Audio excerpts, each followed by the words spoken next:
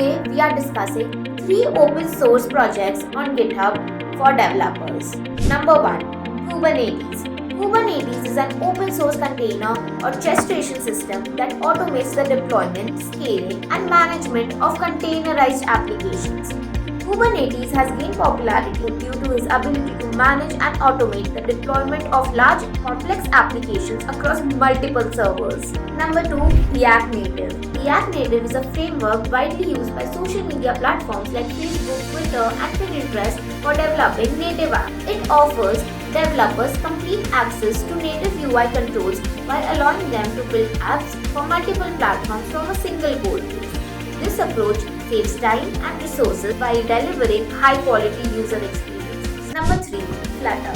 Flutter is a Google-developed software development kit that offers a user interface toolkit for creating aesthetically appealing and highly functional apps. It's known for its fast-growing open source community.